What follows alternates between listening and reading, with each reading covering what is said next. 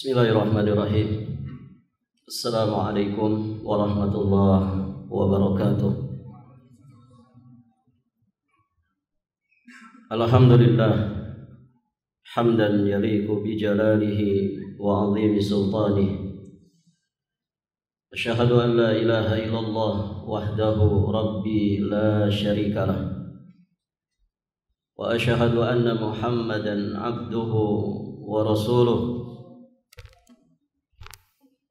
Qala Allah Ta'ala fi kitabihil karim ba'da a'udzu billahi as-sami'il 'alim minasy syaithanir rajim. Ya ayyuhalladzina amanu taqullaha haqqa tuqatih wa la tamutunna illa wa antum muslimun. Amma ba'd. I'lamu ayyuhal hadirun arsyadakumullah fa inna asdaqal hadits kitabullah wa khairal hadi hadi Muhammadin sallallahu alaihi wa alihi wasallam wa syarrul umur muhdatsatuha fa inna kulla muhdatsatin fid din bid'ah wa kulla bid'atin dhalalah wa kulla dhalalatin fin nar. A'adzanillah wa iyyakum minal bid'ah wad-dhalalat wa minan nar. Para hadirin jamaah salat maghrib dan isya rahimani wa rahimakumullah jami'an. Alhamdulillah wa syukrulillah, kita senantiasa bersyukur kepada Allah Subhanahu wa taala atas segala limpahan nikmat yang Allah Subhanahu wa taala anugerahkan kepada kita semua. Semoga Allah memberikan kemudahan dan kekuatan kepada kita semua untuk berusaha menjadi abdan syakuran, hamba yang pandai bersyukur atas segala nikmatnya. Para jamaah sekalian yang dirahmati Allah, kita sedikit ingin melanjutkan apa yang kita sudah bahas beberapa pertemuan, masih berkaitan dengan perkenalan kita terhadap dunia. Baik para jamaah, terakhir kita bahas apa? Ada yang masih ingat? Barakallahu fiik. Jika kita harus sibuk dengan dunia, dan faktanya memang seperti itu. Kegiatan hari-hari kita memang didominasi oleh kesibukan dunia. Ibadah-ibadah wajib, ibadah-ibadah ritual itu terbatas jumlahnya dan juga bilangannya. Maka para ulama, hadirin jamaah yang dirahmati Allah, kemudian membuat kaidah-kaidah bagaimana hidup dan kehidupan kita itu berkualitas di sisi Allah Subhanahu wa ta'ala. Tidak ada detik yang kita lewati, tidak ada desahan nafas yang silih berganti berhembus dari tubuh kita, melainkan bernilai pahala di sisi Allah Subhanahu wa ta'ala. Di pembahasan yang lalu kita sudah jelaskan surat Al-An'am ayat 162, bagaimana menjadikan kehidupan kita semuanya untuk Allahu Rabbul Alamin. Kita juga sudah jelaskan athar dari sahabat yang mulia Mu'adz bin Jabal radhiyallahu ta'ala anhu wa ardahu, bagaimana beliau memotivasi kita supaya cari pahala bukan saat kita melek saja, tapi bagaimana saat mata ini terpejam, saat mata ini tertidur, tidak ada satupun aktivitas yang kita kerjakan kecuali tidur, yang mungkin menghabiskan sepertiga usia kita, atau bahkan tidak berlebih-lebihan kalau dikatakan menghabiskan separuh dari usia kita, ternyata itu pun tetap berpahala. Kemudian juga kita sudah sampaikan bahwa Bisa juga dikatakan sepertiga usia kita gunakan untuk cari dunia. Rata-rata orang bekerja dalam sehari berapa jam? Normalnya para pegawai 8 jam. Berangkat jam 8 pagi, pulang jam berapa? Jam 6. Lebih dong, lebih dari 8 jam. Jam 4 mungkin ya. Jam 4 dengan sholat istirahat. Baik para jamaah. Dan itu terus berlangsung. Hatta orang itu selesai pensiunnya, begitu ya. Ada orang yang sudah selesai pensiun masih juga dilibatkan, diberdayakan. Ada orang selesai pensiun bukan malah istirahat, malah semakin sibuk, buka cabang bisnis di sini, buka cabang usaha di sini. Barakallahu fikum. Intinya taruhlah normalnya 8 jam. Orang mencari dunia, jelas itu. Maka kalau orang tidak ngerti ilmunya, 8 jam ini bisa jadi hilang begitu saja. Atau bahkan sebagian orang, para jamaah yang dirahmati Allah, 8 jam dia bekerja di luar rumah. Bukan numpukin pahala, bukan ngumpulin pahala. Namun justru hadirin jamaah yang dirahmati Allah, 8 jam dia kerja hanya numpukin dosa. Ngumpul-ngumpulin dosa. Itulah orang-orang yang kemudian kerjanya tidak profesional, tidak amanah ketika dikasih tanggung jawab. Orang-orang yang suka menzolimi orang lain, memanipulasi data. Ya, kerjaannya hari demi hari menutup satu kebohongan, menutup satu kedustaan, dan demikian kucing-kucingan dengan aparat dan lain sebagainya. Sebagian orang ada modelnya begitu. Dia kerja bukan ngumpulin pahala, tapi justru malah ngumpulin dosa. Setiap hari semakin bertambah usianya, semakin padat kesibukannya, justru semakin banyak dosanya. Nas'alullah al-afwa wal-afiyah wassalamah. Maka kemarin kita sampaikan petunjuk dari Nabi SAW bahwa ternyata cari dunia kita yang menghabiskan mungkin 8 jam dalam keseharian kita, itu bagaimana bisa dikategorikan sebagai usaha fisabilillah. Kalau kita dikatakan ada di jalan Allah, berarti selama kita di jalan itu, selama itu pula kita mendapatkan pahala di sisi Allah Subhanahu wa ta'ala. Maka hadirkan amalan-amalan qalbiyah, hadirkan amalan-amalan hati. Salah satunya adalah pasang niat yang benar, bahwa cari nafkah ini ibadah. Kita ingin memperjuangkan anak-anak kita yang masih kecil, karena mereka ini aset yang tidak ternilai harganya dunia akhirat kita. Kita juga niatkan untuk membahagiakan dan memenuhi kebutuhan kedua orang tua kita sebelum mereka wafat. Ya, sebelum segala sesuatunya disesali. Kemudian yang ketiga, kemarin kita bahas bagaimana kita mencari nafkah itu dalam rangka untuk menjaga ifahnya diri kita ini. Jangan sampai menjadi beban bagi orang lain, menjadi beban bagi keluarga. Jangan sampai kita mengemis, merengek hadirin jamaah yang dirahmati Allah untuk senantiasa meminta uluran, bantuan dari orang lain. Taib, para jamaah yang dirahmati Allah, dan jangan sampai kita menjadi orang yang keempat. Apa kemarin?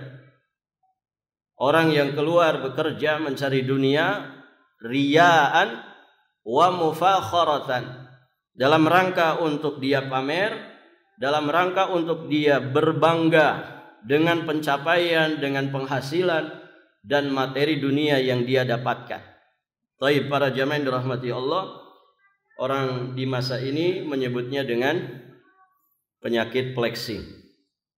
Taib, para jamaah, siapa pendahulu orang-orang flexing ini? Qarun. Jadi ada pendahulunya. Dosa itu kan begitu. Dosa yang dikerjakan manusia di masa ini itu mesti ada jiplakannya di masa dahulu.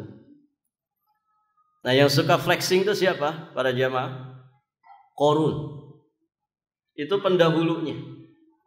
Dan Allah Subhanahu wa taala tegaskan itu di dalam Al-Qur'an. Antum bisa lihat di surat Al-Qasas ayat 78 sampai 79. Qala innama utituhu ala ilmin indi awalam ya'lam anna Allah qad ahlaka min qablihi minal quruni man huwa ashaddu minhu quwwatan wa aktsaru jam'a wa la yus'alu an dhunubihimul mujrimun.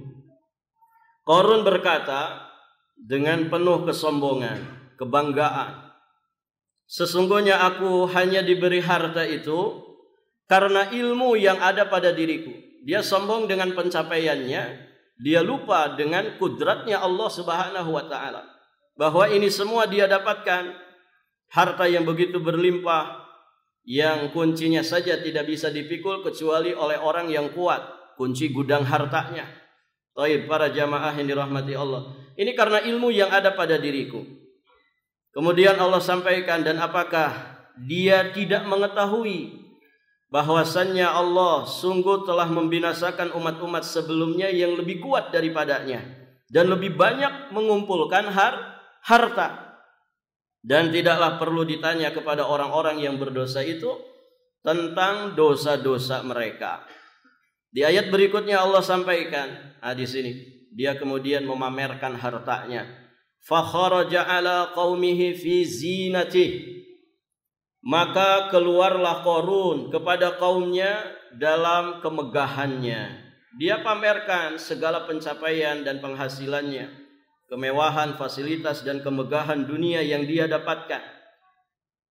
Kemudian apa yang dipamerkan oleh Qarun ini disikapi oleh dua kelompok manusia.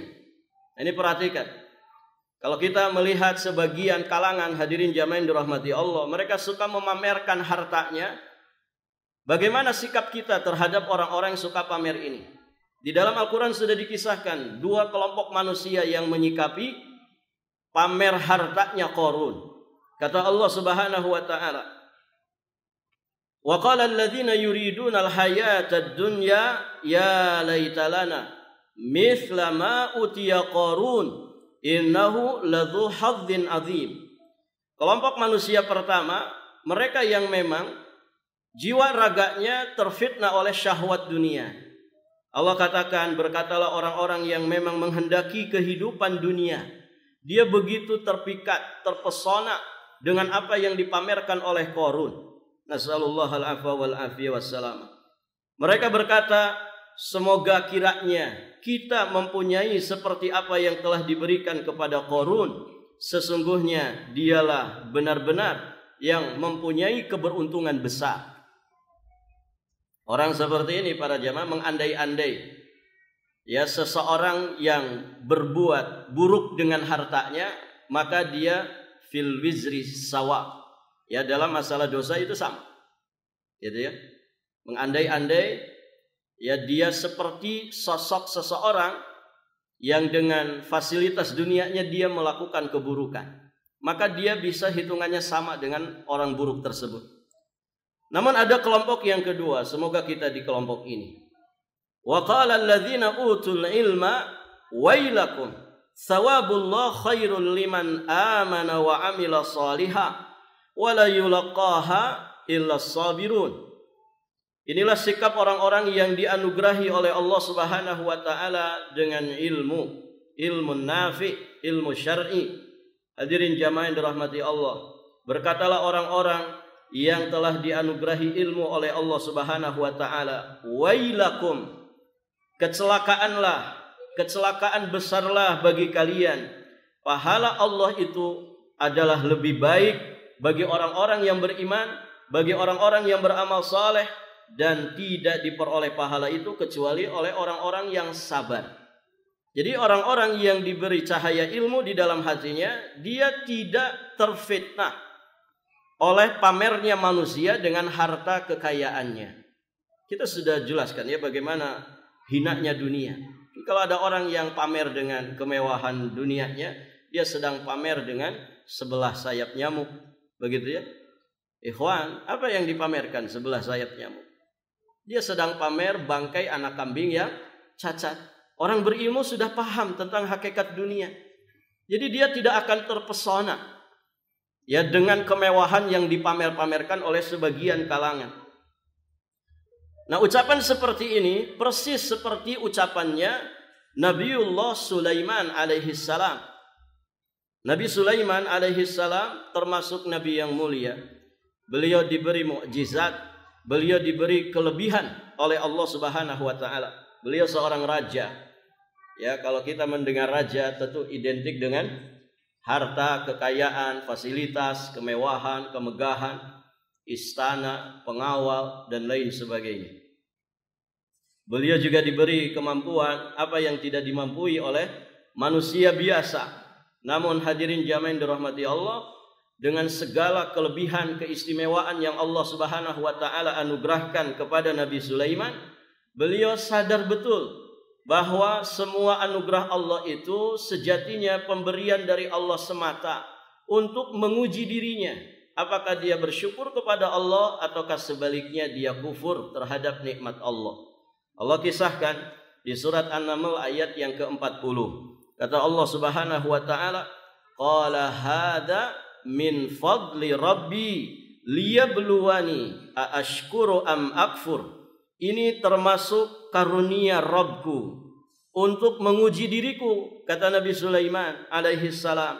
Apakah aku bersyukur ataukah aku ini kufur mengingkari nikmatnya? Hadirin jamaah yang dirahmati Allah, maka sejatinya as'adun nas fid dunya, manusia paling berbahagia di muka bumi ini adalah mereka yang utul ilmah, mereka yang diberi anugerah ilmu oleh Allah Subhanahu wa taala.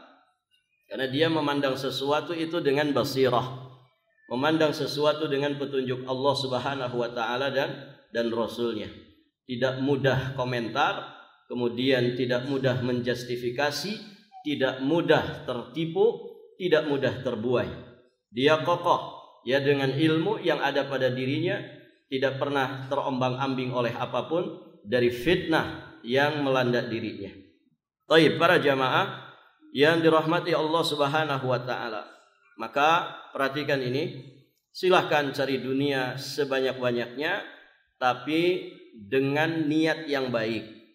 Karena hadirin jamaah yang dirahmati Allah, kalau orang mencari nafkah dengan niat yang baik, ya seperti misalkan dia ingin lebih membahagiakan istri dan juga anak-anaknya, lebih mensejahterakan mereka, lebih menyenangkan hati mereka di dalam bingkai kebaikan dan ketaatan, tentu itu adalah nafkah yang paling besar pahalanya di sisi Allah Subhanahu wa taala.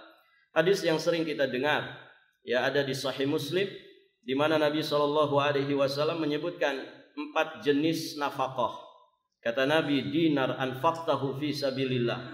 1 dinar yang engkau infakkan di jalan Allah, 1 dinar yang engkau infakkan untuk membebaskan budak, 1 dinar yang engkau sedekahkan kepada orang miskin, dan 1 dinar yang engkau nafkahkan kepada keluargamu, a'dhamuha ajran alladhi anfaqtahu ala ahlik. Kata Nabi sallallahu alaihi wasallam, dari 4 jenis sedekah dan nafkah ini, yang paling besar pahalanya adalah nafkah yang engkau berikan kepada keluargamu. Jadi, Masya Allah, ini amalan yang begitu besar. Hadirin jamaah yang dirahmati Allah. Artinya apa? Seharusnya kita itu selalu semangat mencari nafkah. Kenapa? Karena kita mencari nafkah dengan ilmu, dengan bimbingan Allah dan Rasulnya, dengan tidak mengabaikan kewajiban-kewajiban yang lainnya. Totalitas kita di dalam mencari dunia, totalitas pula kita di dalam mendapatkan pahalanya. Ketika konsep ini kita jalankan di dalam pencarian nafkah kita. Baik, para jamaah yang dirahmati Allah Subhanahu wa taala. Jadi silahkan cari dunia sebanyak-banyaknya, namun tentu dengan batasan-batasan syariat. Para jamaah yang dirahmati Allah, orang beriman itu dia mencari dunia sebatas apa yang cukup bagi dirinya. Kalau kemudian Allah menganugerahkan kelebihan, maka hadirin jamaah yang dirahmati Allah, dia akan salurkan semuanya di jalan Allah Subhanahu wa taala. Dan standar kecukupan bagi kita itu sejatinya tidak banyak. Hadirin jamaah yang dirahmati Allah. Nabi menjelaskan standar kecukupan, ya, menurut Nabi sallallahu alaihi wasallam. Ya. Beliau sebutkan di antaranya di Sunan Ibnu Majah. Hadis ini juga sering kita dengar. Kata Nabi sallallahu alaihi wasallam, ini standar kecukupan menurut Nabi, ya. Kata Nabi, man asbaha minkum mu'afan fi jasadih aminan fi sirbih indahu qutu yaumih faka'annama hizat lahu dunya. Barang siapa di pagi hari tubuhnya sehat, badannya sehat, aman jiwanya, aman dia di tengah-tengah keluarga dan juga lingkungannya, kemudian dia memiliki makanan pokok yang memenuhi kebutuhannya pada hari itu, apa kata Nabi? Faka'annama hizat lahud dunya, seolah-olah dunia itu telah dikumpulkan untuk dirinya. 3 ini para jamaah. Taib. Di sini para jamaah, kita di pagi hari dapat enggak 3 jenis nikmat ini? Sehat jasad kita. Barakallahu fikum. Ketika bangun enggak ada yang terasa di badan kita. Tidak encok, tidak migrain. Pokoknya betul-betul enteng. Merasa puas dengan istirahat kita sepanjang malam. Sehat jasad. Aman, tidak ada bencana alam, ya, tidak ada kerusuhan, tidak ada peperangan, tidak ada roket, tidak ada bom. Barakallahu fikum. Ya, kita aman di tengah-tengah keluarga kita, di tengah-tengah lingkungan kita. Kemudian kita punya bekal untuk hari itu. Kira-kira nikmat ini kita dapat tiap hari enggak, ikhwan? Masya Allah, tiap hari kita dapat. Nah, kata Nabi, orang yang dapat 3 ini, faka'annama hizat lahud dunya. Di satu redaksi, faka'annama hizat lahud dunya bihadzafiriha. Maka seolah dunia itu dikumpulkan dengan seluruh isinya untuk dirinya. Taib. Itu standar kecukupan menurut Nabi. Kalau menurut kita, versi hawa nafsu manusia, cukup nggak, ikhwan? Cukup tidak ini? Tidak cukup. Kalau versi nafsu manusia. Coba jujur, antum kalau keluar cari nafkah untuk bekal hari ini atau untuk bekal bulan depan atau untuk bekal tahun depan atau bahkan untuk bekal 10 tahun ke depan. Artinya stok hartanya masih bisa bertahan sampai 10 tahun. Jadi 10 tahun berikutnya ke depan. Bahkan ada orang cari harta mati-matian, bukan untuk dia, bukan untuk anak-anaknya. Ada orang yang cari harta untuk cucunya. Ada, ikhwan. Kemarin saya ketemu orang punya sebidang tanah, ditawar 400 juta, nggak dikasih. Apa alasannya? Cucu saya banyak, Pak. Dia mikirin cucunya, bukan lagi anak-anaknya, mikirin cucunya. Artinya bukan hitungan untuk hari ini, ya. Hitungan untuk mungkin 10-20 tahun ke depan. Barakallahu fikum. Artinya lebih dari standar kecukupan. Itu versinya nafsu syahwat manusia. Bahkan sebagian para pakar ekonomi mengatakan, katanya orang itu dikatakan ekonominya aman-aman saja kalau dia punya simpanan yang bisa memenuhi kebutuhannya.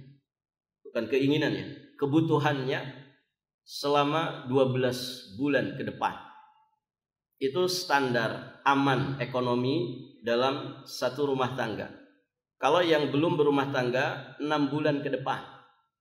Jadi kalau kebutuhan rumah tangga antum 5 juta 1 bulan, berarti minim-minimnya untuk dikatakan ekonomi antum aman, stabil, itu punya bekal untuk memenuhi kebutuhan itu selama 12 bulan ke depan.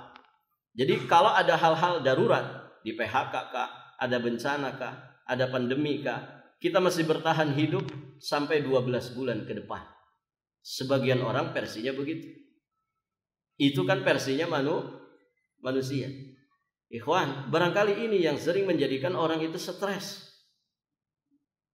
Betul Pak? Barangkali ini mungkin yang menjadikan hari-hari di jalanan itu sering macet. Kenapa? Karena orang cari itu. Cari yang lebih dari standar yang disampaikan oleh Nabi Shallallahu Alaihi Wasallam. Padahal kalau kita punya bekal untuk hari ini saja, sehat badan kita para jamaah, aman lingkungan kita, oh sudah enjoy hidup ini. Dan Nabi menyatakan dunia ini seolah-olah dikumpulkan untuk dirinya. Kurang apa? Gitu ya. Tentu penjelasan ini bukan berarti kita nggak boleh nabung, bukan. Tapi hati-hati jangan sampai terpedaya oleh dunia. Kalau standar kita ini, insya Allah aman saja. Wong rezeki yang Allah berikan kepada kita, alhamdulillah, rata-rata lebih untuk hari ini. Ya kan para jamaah? Di antara jamaah mungkin ada yang punya stok harta itu masih 3 tahun ke depan masih aman. Saya pernah ketemu teman, dia memproduksi satu bahan kue para jamaah. Sampai cerita, Ustaz saya kalau produksi ini maksimal di bulan Ramadan, karena rame-ramenya di bulan Ramadan, itu profitnya, keuntungan dari hasil produksi saya ini, kalau maksimal di bulan Ramadan, itu bisa buat bekal 12 bulan ke depan. Artinya kalau 12 bulan ke depan saya nangkring saja, tidak ngapa-ngapain, tidak kerja, nggak usah produksi, saya masih bisa bertahan hidup. Masya Allah para jemaah, hasil kerja 1 bulan. Ya. Mungkin jamaah ada yang lebih dari itu. Taib. Nah itu standar kecukupan menurut Nabi Shallallahu Alaihi Wasallam. Kemudian ada satu lagi, satu riwayat para jamaah. Ini supaya kita jangan gampang mengeluh dengan dunia. Begitu. Intinya itu. Ada sabda Nabi Shallallahu Alaihi Wasallam tentang hakikat dari ngumpulin harta. Karena ini yang biasanya menjadi orientasi dan obsesi manusia. Ya, ngumpulin harta. Taib. Kalau versinya nafsu manusia, ngumpulin harta itu apa para jamaah? Suka ngumpulin harta enggak ini? Apa Pak? Ngumpulin harta itu apa? Versinya kita. Nabung di bank. Begitu kan? Ya tidak Pak? Koleksi logam mulia. Mungkin. Begitu ya. Apalagi? Investasi. Nanam saham. Itu ngumpulin harta kan? Apalagi? Beli properti. Beli tanah. Apalagi para jamaah? Hah? Ya pokoknya yang seputar itu.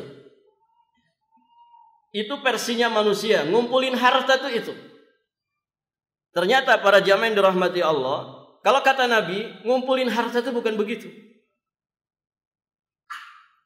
Ngumpulin harta itu kapan kita dapat, kita lepaskan di jalan Allah. Itu. Jadi ternyata ngumpulin harta, hakikat ngumpulin harta itu kita lepaskan harta itu di jalan Allah. Nah, ini luar biasa kalau orang punya konsep ini. Cuman kan bukan begini konsepnya. Kalau nafsu manusia, senangnya yang ngumpulin secara fisik, investasi. Ada bahkan orang Masya Allah anaknya 4, dia sudah punya 4 rumah untuk anak-anak. Bahkan tadi ada yang nyiapin untuk cucu-cucunya. Masya Allah. Para jamaah yang dirahmati Allah. Di dalam sebuah hadis riwayat Imam Muslim, Nabi Shallallahu Alaihi Wasallam bersabda, "Yaqulul abdu mali mali, innama lahu min malihi thalathun, ma akala fa afna, aw labisa fa abla, aw a'ta faktana, wa ma siwa dzaka fa huwa dzahibun wa tarikuhu linnas." Ini perhatikan. Kata Nabi Shallallahu Alaihi Wasallam, hamba berkata, hartaku, hartaku. Padahal kata Nabi, bukankah hartanya itu hanya 3? Para jamaah, hakikat harta kita cuma 3.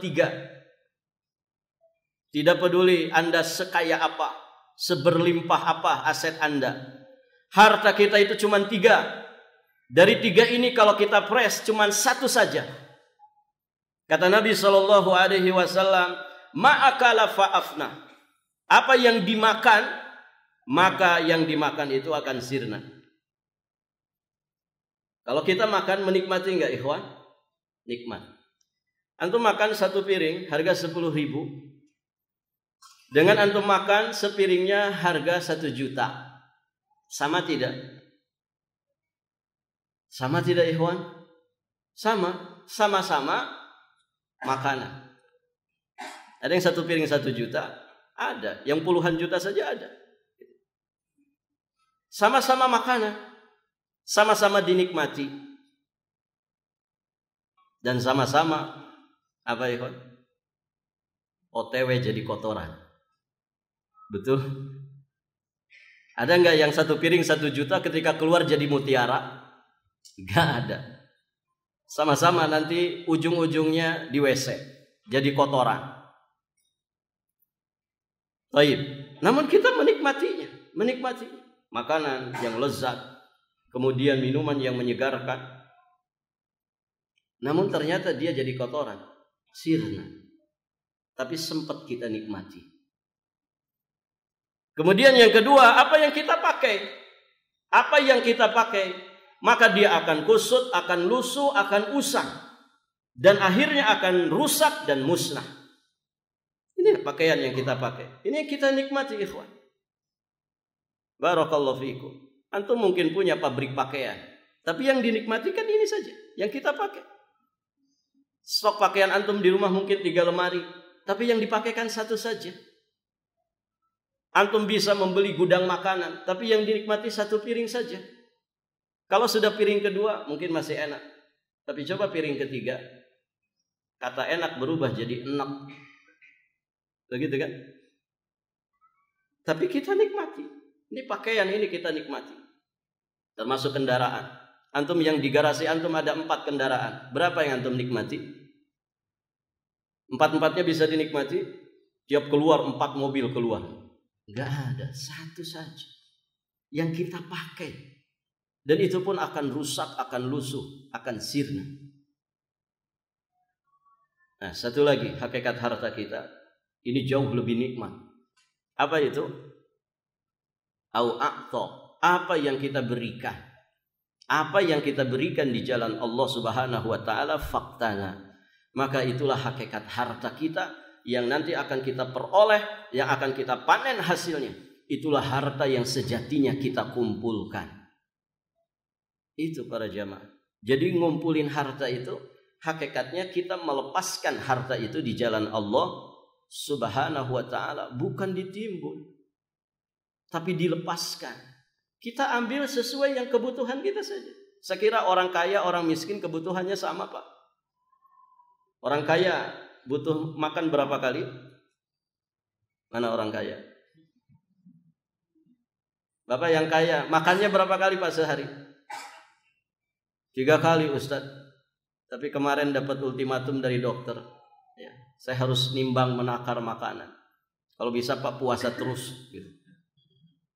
Masya Allah. Kalah sama pembantunya yang sekali makan 2 piring.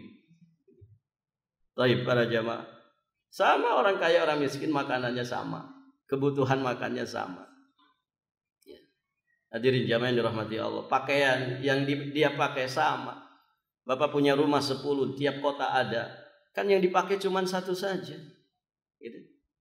Bapak yang duitnya miliaran di rekening bank. Apa pasti dinikmati Pak?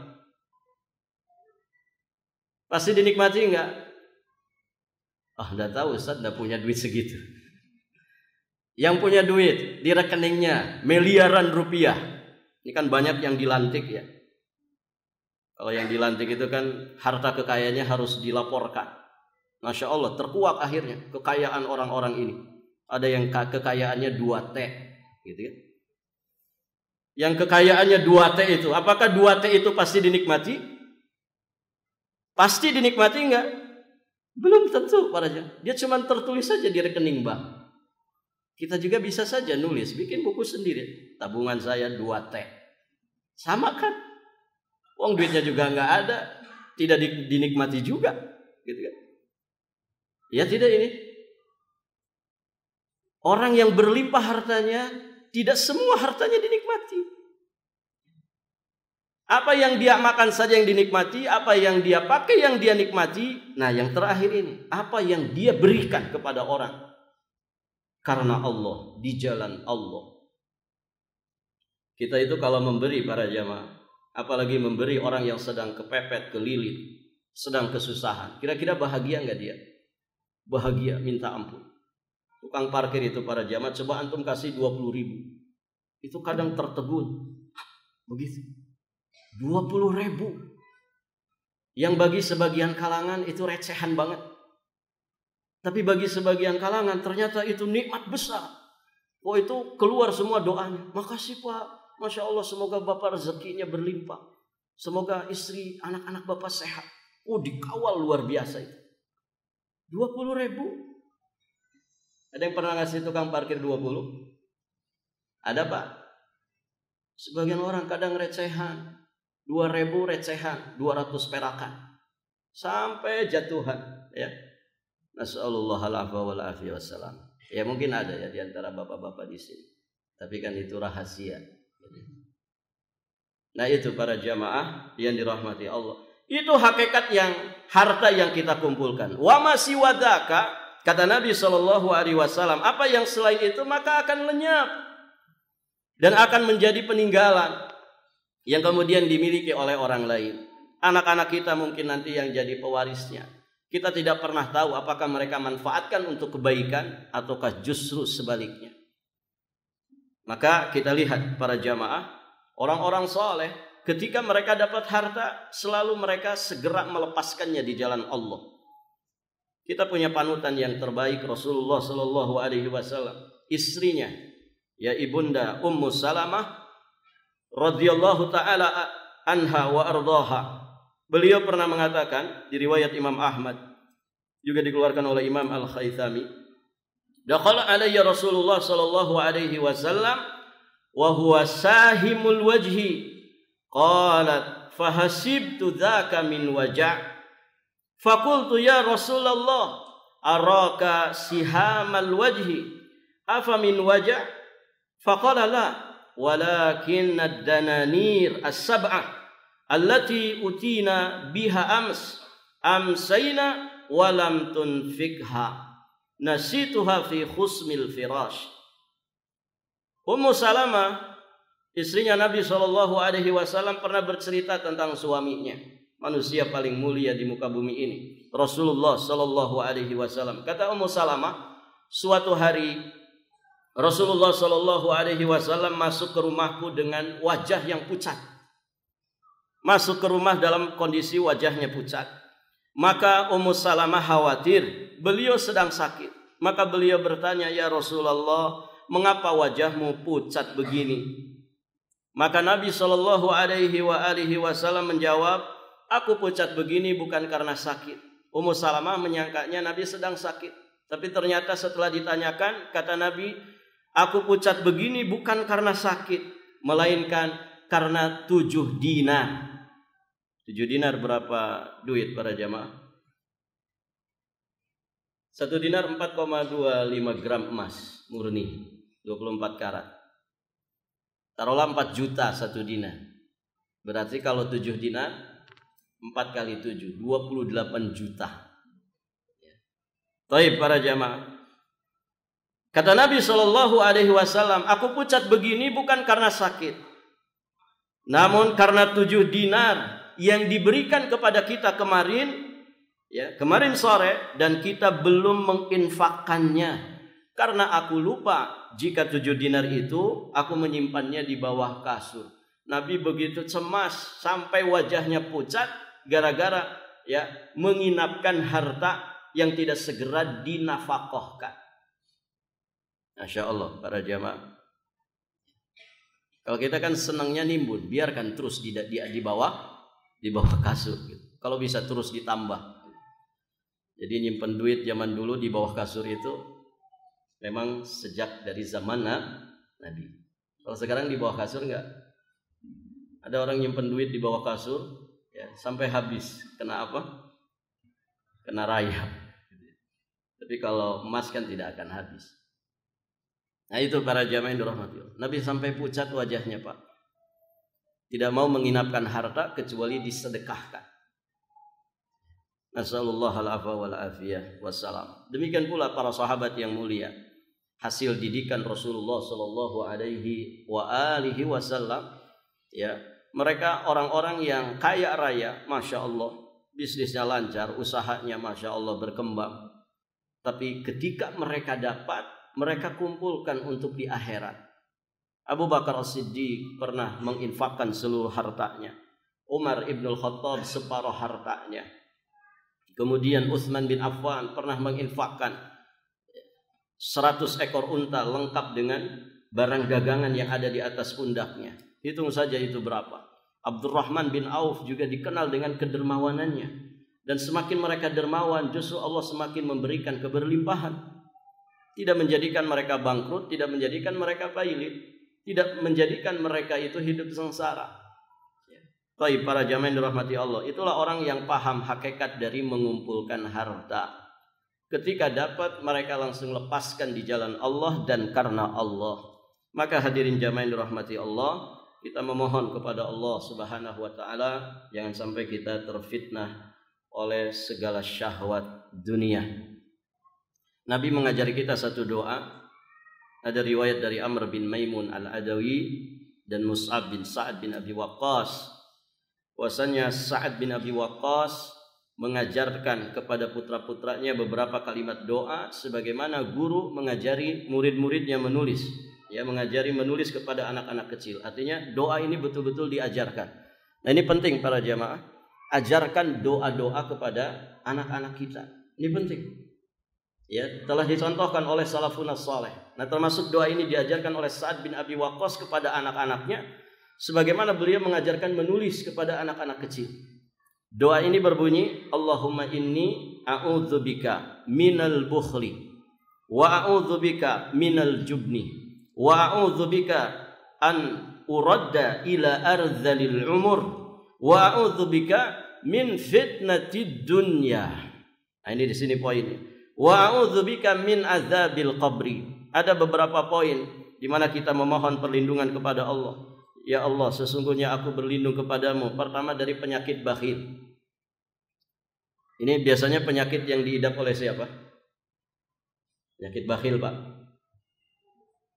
Ya, ini penyakit yang biasa menimpa orang-orang kaya. Kalau orang miskin, ya apa yang bisa diberikan? Dia nggak punya harta. Ya, kalau orang harta berlimpah hartanya tapi dia pelit. Nah, kita berlindung dari bukhul. Kemudian dari jubn. Ya, aku berlindung kepadamu ya Allah dari penyakit jubn. Jubn itu sifat pengecut. Kemudian aku berlindung kepadamu dari kepikunan. Dikembalikan usia kita kepada usia yang rendah. Usia anak-anak lagi, pikun. Kemudian kita berlindung kepada Allah min fitnatid dunya, dari fitnah dunia. Dan aku berlindung kepadamu ya Allah dari fitnah kubur. Jadi ada berapa di sini? Ada 5. Pertama dari sifat bakhil, dari sifat pengecut, kemudian dari kepikunan, kemudian dari fitnah dunia, dan satu lagi dari azab kubur. Ya, doa ini senantiasa harus kita panjatkan kepada Allah, ya, supaya kita dilindungi oleh Allah Subhanahu wa taala di antaranya dari fitnah dunia. Demikian para jamaah yang dirahmati Allah, alhamdulillah kita anggap selesai mukaddimah dari bab ini. Ya, semoga ini menjadi pijakan bagi kita untuk mudah memahami bab yang nanti akan kita bahas tentang orang yang beramal soleh dengan ambisi dunia. Nah, kalau kita sudah kenal dunia dengan pengenalan yang sesungguh-sungguhnya berdasarkan bimbingan Allah dan Rasulnya, berdasarkan bimbingan salafun saleh, maka tidak ada alasan lagi untuk kita itu tidak ikhlas memurnikan segala peribadatan hanya untuk Allah, dipersembahkan semurni-murninya hanya kepada Allah dan untuk Allah. Karena sejatinya tadi dunia itu hina sekali. para jamaah, nggak ada nilainya. Dan para jamaah, kenapa kita nggak ikhlas? Apa kemudian yang diberatkan oleh hati? Wong kita dulu tidak punya apa? Tidak punya apa-apa. Ikhwan, kalau orang nggak ikhlas dalam sholat, kenapa nggak ikhlas? Susah, Ustaz, sibuk. Ya, saya sibuk dengan dunia, begitu ya. Cari nafkah juga kan ibadah, gitu. Taib, tadi kita sampaikan ibadah itu tidak boleh melalaikan kewajiban yang lain. Kenapa tidak ikhlas salat? Yang nggak ada waktu. Loh, emang dulu antum punya waktu? Waktu itu pemberian siapa, ikhwan? Apa kita merasa punya waktu? Siapa yang memberikan waktu? Waktu itu kan sama dengan umur kita. Yang ngasih jatah umur siapa? Allah Azza wa Jalla. Kenapa kita tidak ikhlas dengan sedekah? Emang dulu kita punya apa? Enggak punya apa-apa. Enggak ada orang lahir bawa harta, enggak ada. Enggak ada orang lahir bawa pangkat, jabatan, kekuasaan, tidak ada. Jadi sebetulnya para jamaah, orang yang tidak ikhlas itu sebodoh-bodohnya manusia. Sebodoh-bodohnya manusia. Ngapain enggak ikhlas? Apa yang diberatkan? Apa yang diberatkan? Wong kita dulu bukan siapa-siapa, tidak punya apa-apa. Kalau kemudian pemilik segala sesuatu memintanya dari kita, kenapa kita harus gak ikhlas? Kenapa berat hati ini? Wong itu kan kita persembahkan kepada pemiliknya. Sama kayak antum diamanahi sesuatu, ketika pemiliknya meminta, antum ikhlas gak ngasih kan? Ikhlas, gak ada ganjelan apapun. Wong itu milik antum, silahkan mau ambil. Nah, demikianlah para jamaah. Tapi demikian nafsu manusia. Di antara nafsu manusia yang menjadikan dia berat untuk ikhlas adalah merasa memiliki. Berat. Kalau orang sudah merasa memiliki, berat. Merasa memiliki kesehatan, merasa memiliki harta, merasa memiliki waktu, merasa memiliki segalanya. Kalau orang sudah merasa memiliki, ya berat untuk ikhlas. Padahal kita tidak pernah memiliki apapun. Ya. Kita datang tanpa bawa apa-apa, kita nanti juga pulang enggak bawa apa-apa, kecuali iman dan amal soleh kita. Demikian para jamaah. Kita cukupkan sampai di sini. Akhiru da'wana alhamdulillahirabbil alamin. Di pertemuan yang akan datang insyaallah kita masuk ke babnya biidznillah taala. Subhanakallahumma bihamdik asyhadu an la ilaha illa anta astaghfiruka wa atubu ilaik. Wassalamu alaikum warahmatullahi wabarakatuh.